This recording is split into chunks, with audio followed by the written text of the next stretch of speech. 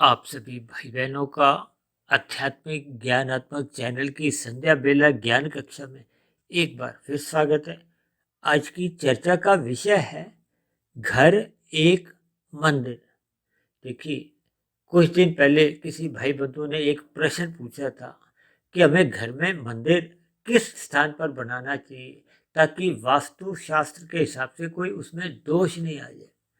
तो उस प्रश्न पर तो मैंने उस भाई बंधु को कुछ उत्तर दे ही दिया था, लेकिन उस उत्तर देने के बाद मेरे मन में परमात्मा की प्रेरणा से कुछ विचारों की एक तरंगे उठनी आरंभ हुई और फिर मैंने आज की वीडियो का नाम ही घर एक मंदिर, जबकि प्रश्न मेरे से पूछा जो गया था उसका नाम था कि घर के अंदर मंदिर किस स्थान पर बनाए। तो दोनों ही स्थितियों में देखिए शब्दों का अर्थ बदल जाता है। अब घर अलग चीज हो गई, मंदिर अलग चीज होगी। जबकि हमने वीडियो का जो नाम रखा है उसका नाम ही क्या है कि घर एक मंदिर। इसका अभिप्राय क्या है कि आपका हमारा जो एक घर है वो एक मंदिर के समान होना चाहिए। अब मंदिर का जो एक देखिए अर्थ होता है मन के अंदर, क्योंकि अक्सर आपके हमारी देखिए कथनी और करने में बहुत सी एक विभिन्नताएं आ जाती है। कुछ दिन पहले हमने इस पर एक चर्चा भी की थी, कथनी और करने में अंतर।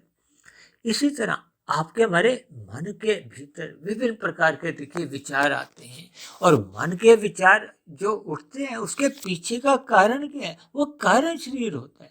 एक साधारण मनुष्य देखिए स्थूल शरीर के स्तर पर ही अपनी क्रियाएं रखता है, स्थूल शरीर के स्तर पर ही वो अपने विभिन्न प्रकार की जीवन की क्रियाओं को महत्व देता है, स्थूल शरीर के स्तर पर ही वो अपने दिन भर की मेहनत को अधिक दिशा देता है, अपने मन को सुंदर बनाने के लिए, अपने कार्य शरीर के शुद्धिकरण के लिए कोई प्रयास ही नहीं करता। जबकि मनुष्य योनि तो आपको हमें अपना सत्वगुण बढ़ाने को मिला है, जबकि आपका हमारा ये जो स्थूल शरीर है ये तो मात्र एक तामसी है। ये पृथ्वी जल अग्नि वायु आकाश का बना है। आपका हमारे जो भोजन में जितने भी पदार्थ लिए जाते हैं उनमें भी देखिए तमोगुण की या रजोगुण की ही प्रधानता होती है। जबकि मनुष्य योनि स्वभाव से भले ही राजसी है, एक साधारण मनुष्य की विषय भोगों के प्रति एक लोलुपता बनी रहती है, एक जिज्ञासा बनी रहती है, इच्छाएं बनी रहती है। इसीलिए तो उसका गंध रस रूप स्पर्श और शब्द इन 5 भोग्य विषयों को भोगने की इच्छाएं सदा बनी रहती है और इन्हीं इच्छाओं की पूर्ति के लिए ही वो रजोगुण में रहते हुए भी कर्म करता है और कभी कभी देखिए परोपकार के कार्य फल पाने के उद्देश्य से इसीलिए करता है कि उसको संसारी सुख मिले, परमात्मा मिले, ऐसी मन में उसके इच्छा नहीं रहती। क्योंकि जब जब हम देखिए परमात्मा को पाने की इच्छा रखते हैं तब ऐसी स्थिति विशेष में मनुष्य में देखिए सकामता ही समाप्त हो जाती है। सकामता समाप्त होने का अभिप्राय क्या है कि आपको हमें प्रकृति के जो 5 भोग्य विषय हैं इनके प्रति कोई आकर्षण नहीं रहता। आकर्षण किसके प्रति रहता है? परमात्मा के प्रति। परमात्मा के प्रति आकर्षण इसलिए रहता है क्योंकि हम सभी आत्मा मात्र एक ज्ञान स्वरूप है, जबकि परमात्मा तो देखिए सच्चिदानंद है, आनंद स्वरूप सत्य है। जब तक मनुष्य परमात्मा के सम्मुख नहीं होता उसको आनंद नहीं मिलता। जबकि हम जितनी भी स्थितियों में अपने भौतिक जगत में अपना व्यवसाय करते हैं या नौकरी करते हैं या जैसी भी स्थितियों में अपनी दिनचर्या रखते हैं, ये जो प्रश्न उठकर भी आया कि मंदिर घर पे किस स्थान पर रखना चाहिए, इसका अभिप्राय क्या है कि हमें इस स्थिति विशेष का कोई दोष नहीं लगे।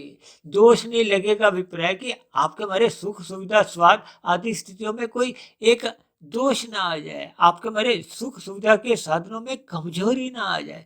अन्यथा तो देखिए हम जितनी भी चर्चाएं करते हैं वो तो देखिए भगवान और आत्मा ये 2 चेतन सत्ताओं पर करते हैं और प्रकृति के 3 गुणों पे चर्चा करते हैं, तमोगुण रजोगुण और सतोगुण। तमोगुण से 10 गुना अच्छा रजोगुण कहा गया, रजोगुण से 10 गुना अच्छा सतोगुण कहा गया। इन स्थितियों के आधार पे मनुष्य को देखिए सात्विक स्थिति मजबूत बनानी होती है। सात्विक स्थिति मजबूत होने पे ही हम उस विशुद्ध सतोगुणी सत्ता यानी कि परमात्मा को पाने के लिए आध्यात्मिक यात्रा का शुभारंभ कर सकते हैं। और ये शुभारंभ करने का अभिप्राय क्या है? जब तक आपकी हमारी सात्विक स्थिति मजबूत नहीं होती, सात्विक स्थिति मजबूत होती है सत्संग करने से, शास्त्रों का यथार्थ ज्ञान समझने से। शास्त्रों का यथार्थ ज्ञान समझे बिना तो हमें देखिए परमात्मा आत्मा के एक सजातीय संबंध का ही बोध नहीं होता, क्योंकि शास्त्रों में बार बार कहा गया है ये मन ही बंधन का कारण है और मन ही मोक्ष का कारण है। इसका अभिप्राय क्या है कि मन बंधता कब है? जब हम स्थूल शरीर के स्तर पर अपने मन को इंद्रियों के साथ, चाहे वो कर्मेंद्रिय हैं चाहे वो ज्ञानेंद्रिय हैं, क्योंकि ज्ञानेंद्रियां और कर्मेंद्रियां जब जब भोग विषयों की ओर ही आकर्षित होती हैं और मन भी उनके साथ ही हाँ में हाँ मिला देता है। इसका अभिप्राय क्या है कि स्थूल शरीर की स्तर पर जो ज्ञानेंद्रियां हैं, यानी कि आंख, नाक, कान, जिह्वा, त्वचा, और कर्मेंद्रियां हाथ, पैर, वाणी, जो मुख्य रूप से गिनी जाती है, और लिंग गुदा भी एक कर्मेंद्रिय ही मानी जाती है। जब जब देखिए मन की संकृति इन विषय भोगों के साथ बनी रहती है तो ये फिर बंधन का कारण बनती है, क्योंकि विषय भोग गंध, रस, रूप, स्पर्श और शब्द ये आपको में बांधते हैं।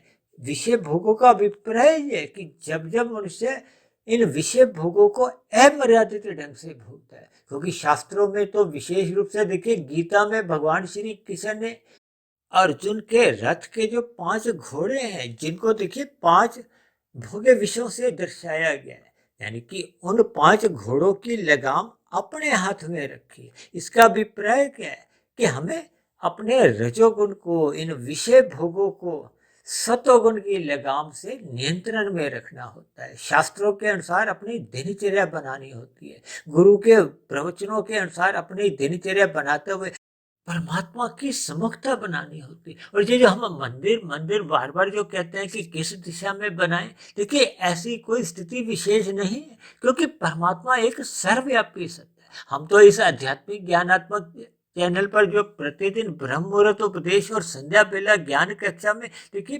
परमात्मा की एक सर्वव्यापी सत्ता पे बात करते हैं। परमात्मा एक आनंद स्वरूप सत्ता है, और ये जो प्रकृति की जो 3 गुण है, तमोगुण, रजोगुण और सतोगुण, इन 3 गुणों में सापेक्ष दृष्टिकोण से तो देखिए तमोगुण से 10 गुना अच्छा रजोगुण कहा जाता है, रजोगुण से 10 गुना अच्छा सतोगुण। इस दृष्टिकोण से कहा जाता है कि मनुष्य को पाप कर्मों से बचना चाहिए, पाप कर्म करके उसको प्रकृति के विषय भोगों को भोगना नहीं है, यानी कि श्रम करते हुए विषय भोगों को यदि हम धर्मानुसार भोगते हैं तो ये तमोगुण से 10 गुना अच्छा माना जाता है। यानी कि छीनने की बजाय, चोरी करने की बजाय हमें स्वयं मेहनत करनी चाहिए, लेकिन मेहनत धर्मानुसार करनी है, यानी कि आपकी मेहनत से, आपके कर्म द्वारा अन्य प्रकृति के जीवों को पीड़ा नहीं हो, तो ये राजसी कर्म है। और जब जब हम अपने सुख के लिए अन्य मनुष्यों के सुखों का भी ध्यान रखते हैं, पहले दूसरों को भी सुख मिले, बाद में हमें भी सुख मिले, तो ये सात्विक कर्म है, परोपकार का कार्य है। तो इसकी स्थिति रजोगुण से भी एक अच्छी मानेगी, यानी कि रजोगुण से 10 गुना अच्छा सतोगुण की स्थिति है।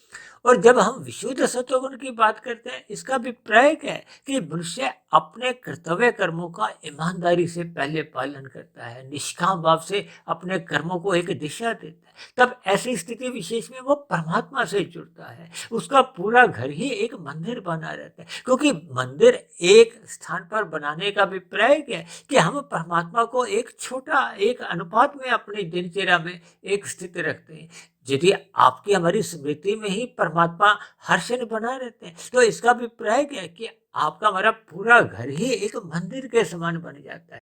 इसका अभिप्राय क्या है कि आपकी हमारी दिनचर्या, आपका हमारा जीवन का एक एक क्षण परमात्मा की स्मृति के अनुसार बीतता है, शास्त्रों की बताई गई बातों के अनुसार आपकी हमारी दिनचर्या बीतती है। इन सभी स्थितियों के देखिए हमें भावार्थ समझने होंगे, यानी कि जब तक हम परमात्मा से मन और कारण शरीर के स्तर पर जुड़ते नहीं हैं, फिर कारण शरीर जैसे जैसे पूर्ण रूप से शुद्ध हो जाता है, तो फिर आपका हमारी आत्मा के ऊपर किसी भी प्रकार का कोई आवरण नहीं होता। ये आवरण तो देखिए तमोगुण और रजोगुण के ही होते हैं, जिनके परिणाम स्वरूप मनुष्य जी जो वास्तु शास्त्र के हिसाब से विभिन्न प्रकार की स्थितियों का चयन करता है। इसका अभिप्राय केवल इतने तक ही लेना है। हमें अपने मन में परमात्मा की स्मृति हर क्षण बनाए रखनी होगी। आपका हमारा पूरा का पूरा घर सात्विक होना चाहिए। सात्विक होने का अभिप्राय कि आपके हमारी दिनचर्या, आपके हमारे विचार, इन सभी में सात्विकता होनी चाहिए। हमें रात को जल्दी सो जाना चाहिए। रात को जल्दी सोने का अभिप्राय कि जब मोहनात्मक स्थितियां होती हैं उससे मनुष्य को बचना चाहिए। ब्रह्म मुहूर्त से पूर्व ही मनुष्य को उठ जाना चाहिए, क्योंकि ब्रह्म मुहूर्त एक स्थिति विशेष, जब सतोगुण की अपनी एक शुद्धतम अवस्था होती है, जब वो रजोगुण और तमोगुण की एक विपरीत स्थितियों से अपने आप को शुद्ध स्थिति होती है, इसलिए तो उसको ब्रह्म मुहूर्त का समय कहा गया, जो कि सूर्य निकलने से पूर्व के 2 घंटे 40 मिनट की स्थिति होती है। यदि आप उस स्थिति विशेष से भी पहले उठ जाते हो तो आपका ब्रह्म मुहूर्त का समय भी 2 घंटे 40 मिनट से अधिक का हो जाता है, जैसे कि अक्सर मैं इन सभी स्थितियों पर वर्णन करता रहता हूँ। तो मेरी आप सभी भाई बहनों से एक विनती है कि अपने घर में किसी एक स्थान विशेष पर कहीं भी आप मंदिर बनाओ, लेकिन आपके पूरे घर का वातावरण कहो, पूरे घर की स्थिति आपकी एक सात्विक होनी चाहिए। परमात्मा की स्मृति हर क्षण आपकी बनी रहनी चाहिए। आपकी दिनचर्या हो, या किसी भी प्रकार के आपके विचार हो, या किसी भी प्रकार की आपकी एक स्थितियां बने, उसमें सात्विकता अधिक से अधिक बनी रहनी चाहिए। रजोगुण मात्र स्थूल शरीर की अवस्थाओं तक ही रहना चाहिए, और तमोगुण का संग मात्र हमें नींद लेने के लिए करना चाहिए।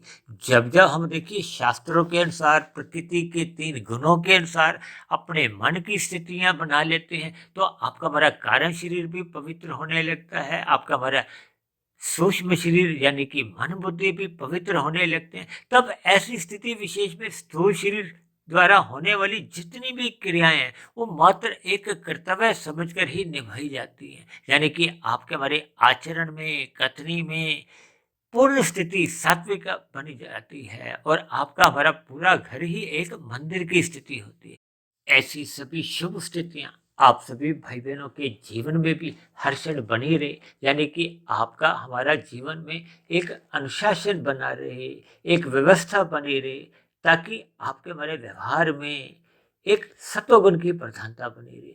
सतोगुण की प्रधानता बने रहने से ही हम अपने कर्तव्य कर्मों का पालन करने में एक सफल हो पाते हैं, और आपका हमारा मिला हुआ जीवन सार्थक हो जाता है। तो ऐसी सभी शुभ स्थितियां आप सभी भाई बहनों के जीवन में भी बने, इन्हीं शुभकामनाओं के साथ आज की चर्चा विशेष को यही विश्राम देते हैं। कल सुबह फिर मिलते हैं ब्रह्म मुहूर्त उपदेश कक्षा में। तब तक आप अपने आध्यात्मिक मित्र सुधीर भाटिया फकीर को इजाजत दें। आप सभी भाई बहनों को बहुत बहुत शुभ रात्रि, और सुबह ब्रह्म मुहूर्त में उठने के लिए मेरी ओर से आप सभी भाई बहनों को बहुत बहुत शुभकामनाएं।